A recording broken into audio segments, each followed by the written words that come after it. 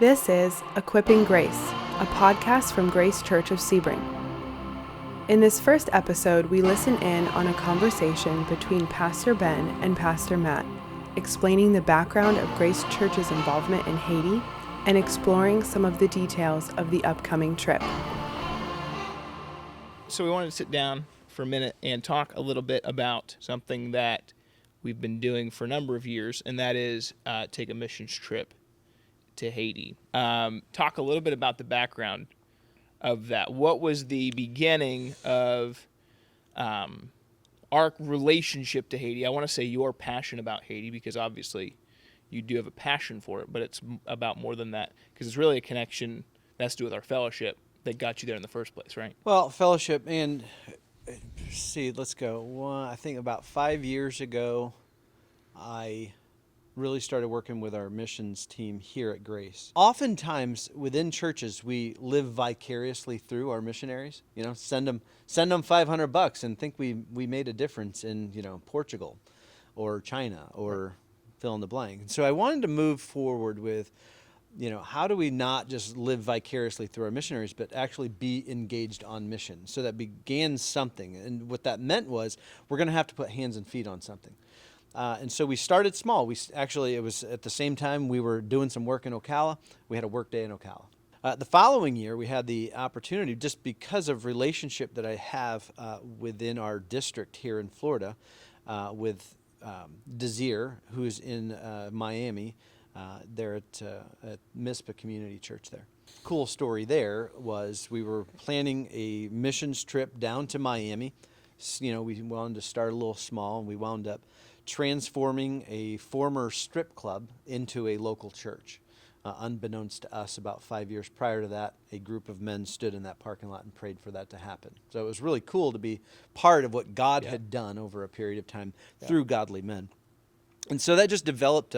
I've had a relationship with Desir for, many years at this point, and so we started up a conversation on how. All right, so we have this relationship. We have this love, not necessarily for Haiti, but for Haitians, and so he and I just talked about what that would look like in really reaching into his hometown, his birthplace there on the island of Elatatu.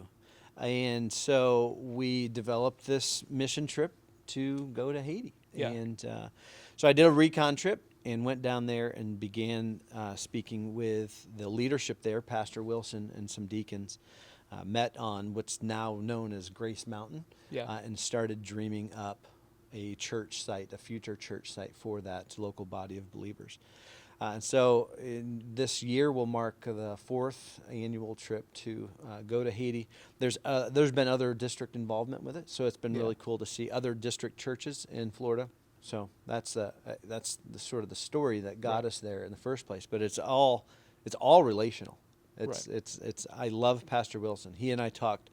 We talk throughout the year and really pray for each other. And it's been fun to watch, not only him grow, but to watch some of the leaders grow, and even Mark, who accepted the Lord last year. Yeah. So there's a lot of the naysayers, or maybe not naysayers, but people who have concerns about international missions and churches in America getting their hands involved in whether it's church planning or mercy ministries overseas. Is that oftentimes churches or ministries go into a place that is relatively untouched. They kind of move everything around, kind of disrupt economy, disrupt a lot of things, and what it does is long term. Though yes, maybe a couple people get saved, a vast majority of the people there end up having a sour taste in their mouth about maybe about Americans, but more importantly about Christian Americans, right? And so one of the things that I've really appreciated about the relationship that we've built with the Haitian pastors that are in South Florida, like you mentioned, Desir, right? By serving alongside of them, and that they being people who are at home there, right? Who they're nationals and they grew up in Haiti and they're accepted as a part of the community there. So when we work alongside them, we're not coming in and fixing all of Haiti's problems as sort of the big American church coming in. Right, and that was actually part of it last year. Like, we come alongside of them. We've chosen a section of the island from this point to this point that we're going to, have influence over. But it's I met with the leadership there, Pastor Wilson and some of the other key leaders in that church, and said, how can we help you? It's not about, we're not going to run your church, we're not going to run your school, but how can we help you encourage and equip this section of this island? So we're going to help build a church structure, but we're not church like actual physical structure. Yeah. And we're going to help with training leaders. But Pastor Wilson, that's his job to lead that church. So yeah, we don't want to do anything on that island that is not sustainable for them, including just teaching them how to pick up trash, or the value of picking up trash, and saying this is what God gave you, and it's your job to steward it. Yeah. And so just developing that. And so it's just that simple idea that it was a forethought to them, because we've been to other places on that island that are just littered with trash. It's disgusting. Even on that island, it's disgusting. But from this point to this point, they keep it clean now, because we just brought it to their attention in biblical teaching of stewarding what God gave you. When somebody's listening to this or watching this, and maybe their interest is piqued about getting involved, about actually physically going, right? What kind of when somebody approaches you with the interest in that, what's kind of the first? Because obviously there's a lot that goes into it. I mean, it's not only is international travel, but it's international travel into the third world, into a country that has a sort of complicated political history. There's just a lot of factors. Like, what are the key things that somebody needs to understand, kind of what they're getting themselves into when they sign up to be a part of Expedition Haiti? To be honest with you, my first evaluation is, can they hack it? Yeah, because it's tough. I mean, I've been 5 times to the island. It's come with some arduous travel. I've tried to develop the most comfortable way to get there, but it's still a trip. It's into a third world country, so it just comes with a little bit of a lot of challenges most of the time. And one of the things that you learn in Haiti is everything is relative. What time are we going to get there? I have no idea. What are we going to eat? I have no idea. What are the conditions going to be? Yeah. It's Haiti. You got to roll with the punches a lot of times. You show up and, wow, there's an earthquake. How do you handle that? So, so that is one of the things that I evaluate in the back of my mind. Can this person actually physically and spiritually and mentally handle it? And sometimes, there's been people that I've probably talked out of going, and because it's not for everybody. But if God has called somebody to be there, if God is moving in their spirit to go and physically be a part of the team that is on the ground, then we work through those challenges, and trying to get them to understand. Last year and years prior, we landed the plane in Port-au-Prince, got onto a bus, bombarded at the airport, got onto a bus. Bombarded by people. Bombarded by people, yes, by people. Not literal bombs. No, right. It's a kind of there's a lot of people that are trying to make a buck there at the airport. Well, right, and the thing is, you just get inundated with city life inside of Haiti. Yeah. And so just people who come from everywhere, and it looks like chaos. And so you make your way, on a 7 to 9 hour trip to the north, through the mountains, through the middle of nowhere where there really is no policing of anything. So it comes with its challenges, especially, with the advisories that are out there even today with our own State Department. So what I've tried to do is make that a little bit easier I did a recon trip in March, and now we're going to be able to just take a plane into Cap Haitian, get in a van, go to the port in an air-conditioned van, and go to the port, get on a boat, and go straight over to the island. it removes us from the uncomfortability of Port-au-Prince Airport, and it takes away the being in the middle of nowhere with, no policing, no, we've encountered roadblocks over the years, and we've always been safe. Yeah. God has always, Yeah. provided safety through that. But personally, I walk probably between 5 and 7 miles a day while on the island. Right. We're going to be staying a little closer to where the church site is. So it's not going to be that much, because where we've been staying in prior years, it's up the mountain a little bit, so you have to go up and down to go home every day, and sometimes you're going up and down 3 or 4 times. So we're going to take that up. We're going to be staying on the shoreline, which is a pretty short walk to go to the church site to do the work. So just like I said, trying to make it as easy as possible, but still you're in a third world country. And whatever you hear about Haiti, once you get to the island, it's night and day from mainland Haiti. Right. It really is island life, and you don't see vehicles. That's just not something you see. You don't hear any honking of horns. You mostly just hear people talking. So And maybe a goat or two. A goat or two. Yeah.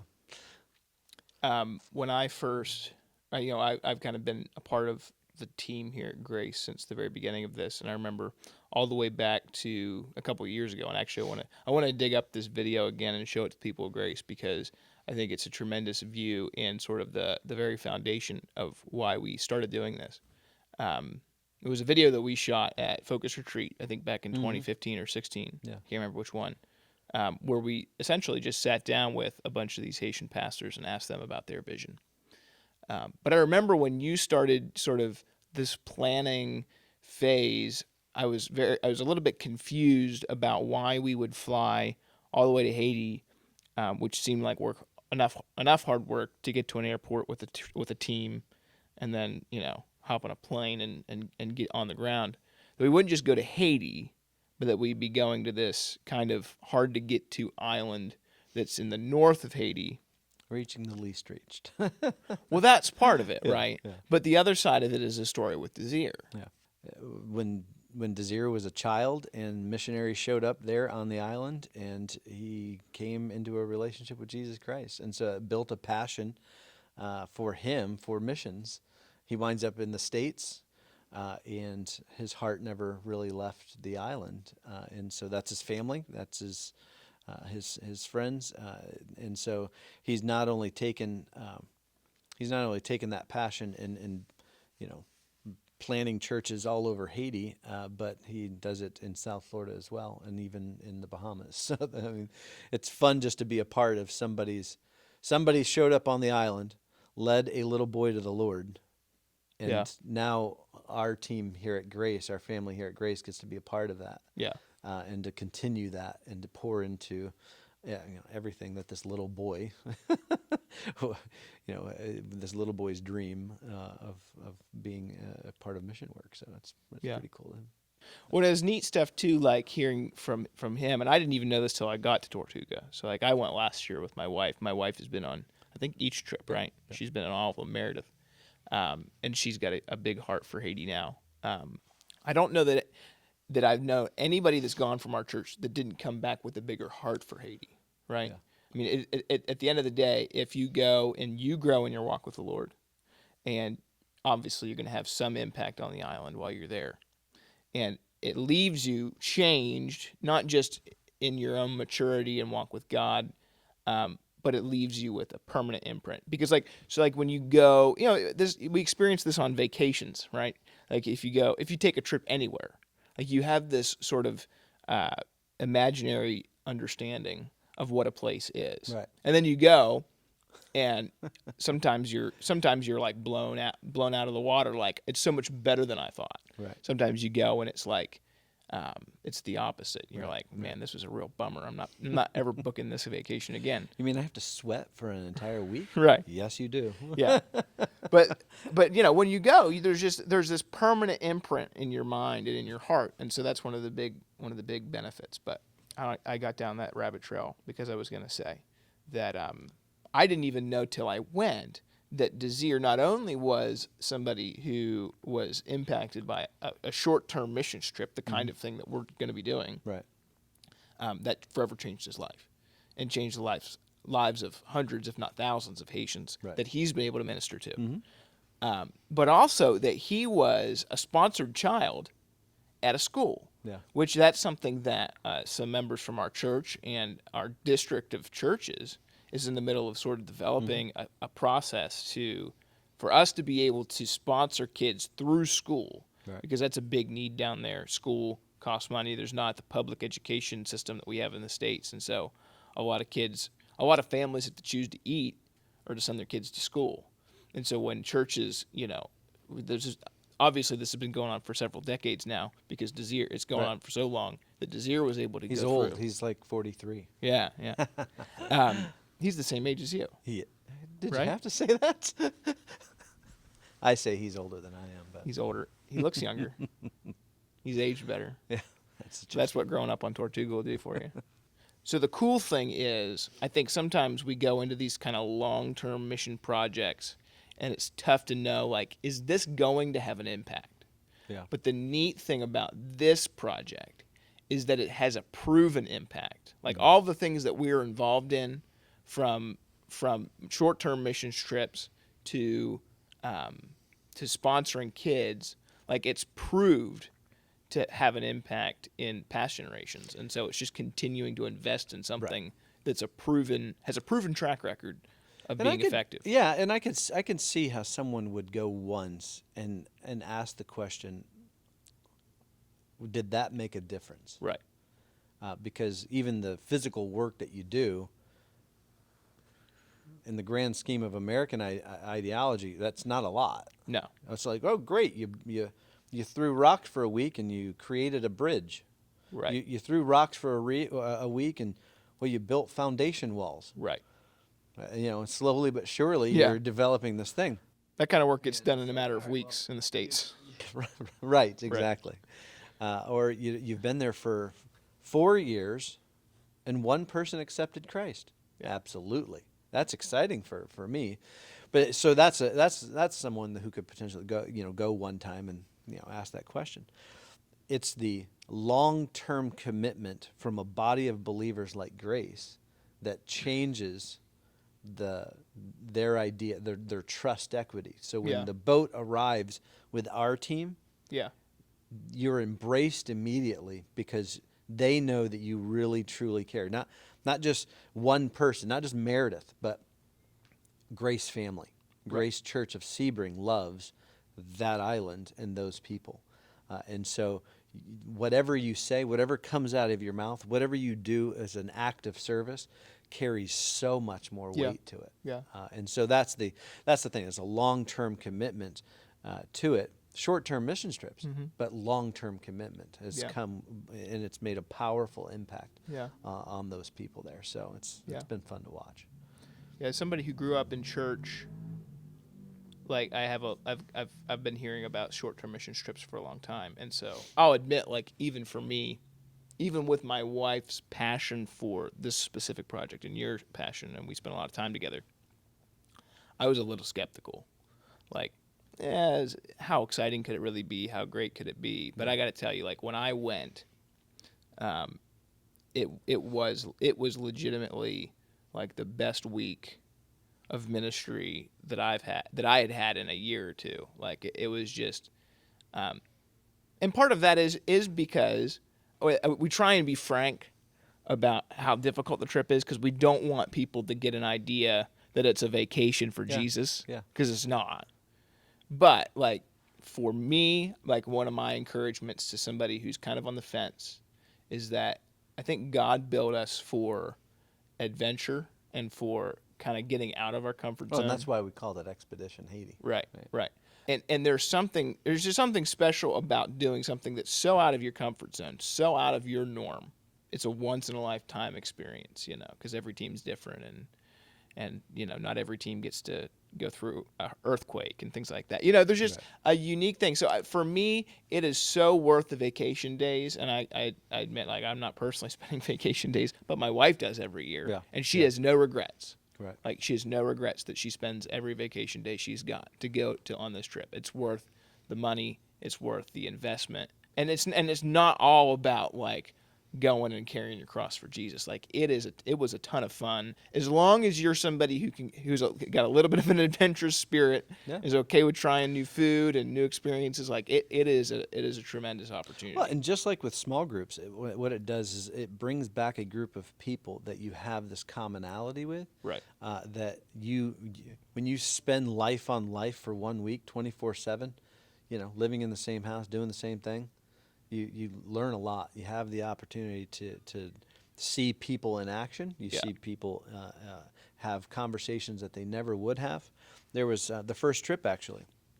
We took a long walk to the church on the plain, and on the way down, it was one of those most moving moments that I saw 3 people from Grace that didn't have a relationship with each other at all, but learned that they all had this struggle with addictions. And so it built a camaraderie with them and going, hey, you go to Grace, you go to Grace, you go to Grace. And it's carried on. Right. And so it's been fun to watch how it impacts not only the people on the island, but it impacts the family here at Grace. Right. Because at the end of the day, when the team goes, the church is going. Yeah. And it's not because you don't have to come to this building to experience church life. Like we experienced church life on a rickety bus climbing through the mountains of Haiti.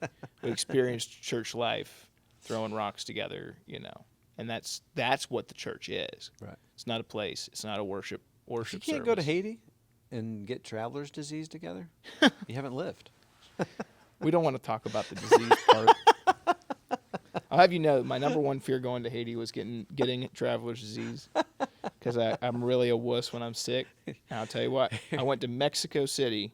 I was telling Meredith this just the other day. I went to Mexico City, which is one of the most developed cities, in the world. And, so the same summer, or the same year, we went to Mexico City and Haiti, which was in the middle of nowhere. Came back from Haiti perfectly healthy, and I went to Mexico City and was sick for a week. It can happen. So, I mean, the reality is you can go down to the hibachi buffet and wind up with traveler's disease, I believe. pretty sure Chipotle poisoned me last week.